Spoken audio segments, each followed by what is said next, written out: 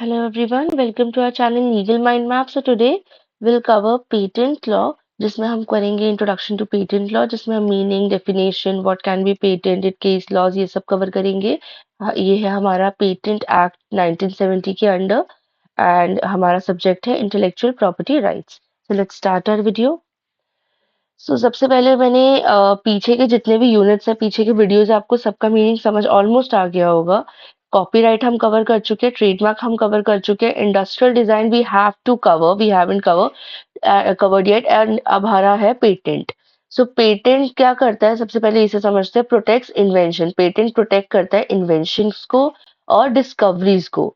ठीक है. ग्रांट करता है right to exclude others from making, using, selling और प्रमोटिंग द पेटेंटेड इन्वेंशन. जैसे जो इन्वेंशन पेटेंट के अंदर प्रोटेक्ट होते हैं, कोई और उसको यूज नहीं कर सकता, कोई और उसको सेल नहीं कर सकता है, कोई और उसको इंपोर्ट नहीं कर सकता है. जिस पर्सन ने इन्वेंशन किया है, डिस्कवर किया और जिसने उस पेटेंट का प्रोटेक्शन लिया है, वही उसके साथ छेड़छाड़ या कुछ भी जो भी उसे करना है, सेल करना या ट्रांसफर करना, वो वही कर सकता है. ठीक है. बिना उसकी परमिशन के कोई और नहीं कर सकता. उसकी परमिशन है तो बात अलग है. एंड ये भी सिर्फ एक लिमिटेड पीरियड की बात होती है, जब तक उसका पेटेंट राइट है, मतलब उसकी वैलिडिटी है. ठीक है. So let's start. मैं अभी बाकी चीजें कवर नहीं कर रही, हम डिजाइन एक्ट को कवर करेंगे डेफिनेटली जब हम इस वीडियो पे पहुंचेंगे. यूनिट जब मैं वो कवर करूंगी, ये तो हम कवर कर ही चुके हैं. मैंने इसलिए डाल दिया था कि एक बार आप लोग अपना रिविजन कर ले, एक बार पढ़ ले, तो आप इसे पढ़ लीजिएगा ताकि आपका एक बार रिवाइज हो जाएगा. Now patent. A patent is an exclusive right granted by the government to the inventor to prevent others from using, making और selling an invention. तो inventor कौन है? जिसने कुछ बनाया है, जिसने कुछ invent किया है. ठीक है. तो ग्रांट किया जाता है यानी राइट दिया जाता है, एक्सक्लूसिव राइट है जो दिया जाता है गवर्नमेंट के थ्रू. किसको? इन्वेंटर को, यानी जिसने कुछ क्रिएट किया है, बनाया है. To prevent others from using and making और सेलिंग एन इन्वेंशन, ताकि उसका इन्वेंशन एक बार वर्ल्ड में आके तो कोई और भी उसकी जैसा ना बना ले या फिर कोई और कॉपीज ना बना के सेल करे. ऐसा कुछ नहीं होना चाहिए उसके साथ, बिकॉज ये उसकी मेहनत, उसका एक यूनिक आइडिया है for a specific period of time. But ये भी ऐसा नहीं है कि हमेशा के लिए रहेगा, स्पेसिफिक पीरियड ऑफ टाइम के लिए ही रहेगा. A patent can also be given for improvements to previous inventions. तो जो पेटेंट है वो किसी चीज की इम्प्रूवमेंट के लिए भी दिया जा सकता है. जैसे कोई पहले इन्वेंशन किया था और उसको अब इम्प्रूव करना है, and it a very different thing, unique thing है. जो इम्प्रूवमेंट मांगेगी वो चीज, वो भी बहुत एकदम अलग होगी, हटकर होगी, तो उसमें भी पेटेंट दिया जा सकता है. An invention is considered new if on the date of filing the application. ये बहुत इंपॉर्टेंट पॉइंट है. एक इन्वेंशन न्यू कब माना जाता है? If on the date of filing the application it is not already known. जिस टाइम पे आप एप्लीकेशन फाइल कर रहे हैं, दैट डेट, उस टाइम पे उसे कोई जानता ही नहीं है, तब उसे न्यू में कंसिडर किया जाएगा. बिकॉज पेटेंट लेने के लिए आपके पास कुछ न्यू डिस्कवरी, कोई नया इन्वेंशन होना बहुत जरूरी है, जो आइडिया एकदम यूनिक हो, वर्ल्ड में कोई और उसे अभी तक ना सोच पाया और ना बना पाया हो, ऐसा कुछ. It is already known to public if wait a minute, yes, it is not already known to the public if any form, spoken, written, किसी भी तरीके से पब्लिक तक नहीं पहुंचना चाहिए, spoken, written और any other form. If invention is already part of the public domain, अगर आपका इन्वेंशन पब्लिक डोमेन के ऑलरेडी पार्ट है तो वो कंसिडर नहीं होगा नए के अंदर, और इन्वेंटिव के अंदर की इन्वेंशन हुआ इस चीज के अंदर नहीं कंसिडर होगा, अगर वो ऑलरेडी लोगों के बीच वो चीज आ चुकी है तो. Now a patent usually lasts, a patent कब तक लास्ट करता है? usually lasts for 20 years, starting from the date of the patent application is filed. A patent is a territorial right, meaning it only applies in the country where it is granted. यानी कि territorial right का meaning है कि जिस country में इसको apply किया गया है, ये सिर्फ उसी कंट्री में ग्रांट किया जाएगा, बाकी कंट्रीज में नहीं.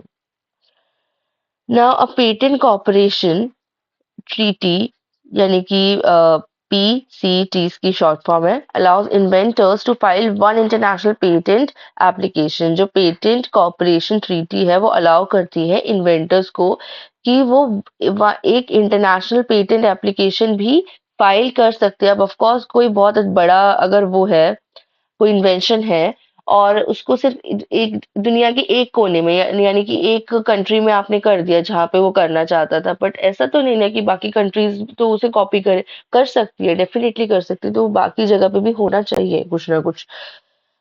सो उसी के लिए ये है to file one international patent application which can cover many countries at once. तो एक ही एप्लीकेशन से कई सारी कंट्रीज कवर हो जाएंगी इस द पेटेंट कॉर्पोरेशन ट्रीटी से।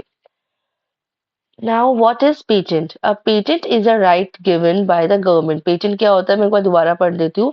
एक गवर्नमेंट की तरफ से राइट गिवन होता है इन्वेंटर को। It means no one else can, यानी कि कोई और उसका उसका जो इन्वेंशन है उसे सेल नहीं कर सकता, यूज नहीं कर सकता उसकी परमिशन के बिना, कम से कम 20 ईयर्स तक।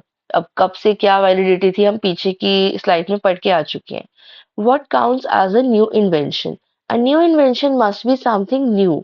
नया इन्वेंशन कैसे काउंट होगा कि नया है? कुछ ऐसा नया होना चाहिए जिसे कभी किसी ने देखा नहीं, सुना नहीं, मतलब शेयर नहीं हुआ, पब्लिक डोमेन में है ही नहीं, विद द पब्लिक के पास है ही नहीं वो चीज, थ्रू स्पीच, रिटन और एनी अदर मेथड, किसी भी तरीके से। So if people already know about it, it can't be patent. अगर लोगों को ऑलरेडी पता है तो वो पेटेंट में नहीं आएगा। Now where does a patent work? A patent work only in countries, sorry इधर है, a patent works only in the countries where it's granted। तो कहाँ कहाँ वर्क करेगा आपको बता दिया मैंने, टेरिटोरियल राइट है तो सिर्फ उन्हीं कंट्रीज में वर्क करेगा जहाँ पे उसे ग्रांट किया गया है। For example if you get a patent in USA, अगर आपको यूएसए में पेटेंट मिला है तो it doesn't stop people in other countries from using the invention unless you apply there too. अगर आपको उधर भी करना है तो द पेटेंट कॉर्पोरेशन वाला आप अप्लाई कर सकते हैं ट्रीटी। अदरवाइज यूएसए में अगर आपने अप्लाई किया सिर्फ, तब वो कहीं और किसी और कंट्री में लोग आराम से यूज कर सकते हैं। Then what is the PCT? अब पीसीटी इसी के लिए था कि अगर आपको दूसरी कंट्रीज में अप्लाई करना है यूएसए के अलावा, फॉर ये एग्जांपल है यूएसए, ठीक है, डोंट कंसिडर कि सिर्फ यूएसए में ही अप्लाई हो सकता है। इंडिया में अगर मैं कुछ यूनिक इन्वेंट कर रही हूँ तो मैं इंडिया में अप्लाई कर सकती हूँ, बट मुझे फिर इंटरनेशनली पीसीटी की हेल्प लेनी पड़ेगी उसको पूरे इंटरनेशनल राइट लेने के लिए कि कोई और पूरे वर्ल्ड में उसे इस तरीके से यूज ना कर पाए, मेरे पास एक पेटेंट राइट रहे उस चीज का। So the PCT is an international system. Either the PCT is the international system that lets you file one application. तो क्या होता है, एक international system है जो एक application file करा के आपकी कई countries में आपका टाइम भी बचा लेगा और आपका पेटेंट आपको राइट भी मिल जाएगा। This makes the process easier if you want protection in multiple countries. Okay, बहुत इजी था, आई होप आपको समझ आया होगा। Now what is patent? Patent मैं वैसे आपको डिस्कस कर चुकी हूँ, बट मैं थोड़ा सा आपको अच्छे से इंट्रोडक्शन वीडियो है तो क्लियरली इसको डिफाइन करना चाहती हूँ। A patent is special right given for an invention which can be product or process that provide a new way. क्या होता है पेटेंट के अंदर, क्या क्या चीजें होती है? New way of doing something, offer करता है कोई new technical solution to a problem. To get patent technical details about invention must be shared with the public in a patent application. तो आपको पेटेंट एप्लीकेशन में ये सब चीजें बतानी पड़ेगी कि आपने क्या इन्वेंट किया या क्या चीज के लिए आप पेटेंट राइट मांग रहे हो। The history of patent law in India starts from 1911 when the Indian Patent and Design Act 1911 was enacted. The Patent Act 1970 is the law that still governs. तो हिस्ट्री तो आपको समझ आएगा ही। अब जो पेटेंट एक्ट 1970 है वो एक ऐसा लॉ है जो अभी भी गवर्न होता है पेटेंट इंडिया के लिए, एंड वो फोर्स में आया था 1972 में। Now the office of the controller general of patents, designs and trademarks यानी CGPDTM is responsible for managing the Indian Patent Act। तो यही ऑफिस मैनेज करेगा इंडियन पेटेंट एक्ट को भी। सो ये हमारे इंपॉर्टेंट पॉइंट्स हम कवर कर रहे थे। अब आते हैं आगे हम, व्हाट कैन बी पेटेंटेड? अब हम क्या क्या पेटेंट कर सकते हैं। So the Indian patent act 1970 यानी कि इंडियन पेटेंट एक्ट 1970 का सेक्शन 3 और 4 specify what can not be patent, क्या पेटेंट नहीं हो सकता है ये स्पेसिफाई करता है। To obtain patent an invention must meet this criteria. अगर आपको पेटेंट कराना है किसी चीज को तो आपका ये क्राइटेरिया जो सेट किया गया है उस पे आपका जो प्रोडक्ट है या जो आपका इन्वेंशन है वो खरा उतरना चाहिए। जैसे कि patent subject, here it is patent subject, the invention must belong to a patentable subject matter. एक ऐसा सब्जेक्ट होना चाहिए जो पेटेंट हो सके, यानी कि section 3 and 4 of the act list things that can not be patent. अब सेक्शन 3 और 4 में ऐसी ऐसी चीजें हैं जो पेटेंट नहीं हो सकती है, जैसे कि साइंटिफिक थ्योरीज है, एब्स्ट्रैक्ट है, आइडियाज है, और नेचुरल प्रोसेस है। तो ये सारी चीजें पेटेंट नहीं हो सकती, तो आपका इनसे हटकर कोई सब्जेक्ट होना चाहिए जो पेटेंट हो। ठीक है। Now novelty, the invention must be new. जो इन्वेंशन है वो क्या होना चाहिए, वो न्यू होना चाहिए। According to section 2L, novelty means that the invention or technology has not been published। तो सेक्शन 2L के अकॉर्डिंग नोवेल्टी का मीनिंग है जो इन्वेंशन और टेक्नोलॉजी है वो पब्लिश नहीं होनी चाहिए कहीं और या कहीं भी वर्ल्ड में। ठीक है, before the date of filing the patent application. Patent application की डेट फाइल करने से पहले वो होनी ही नहीं चाहिए वर्ल्ड में। Now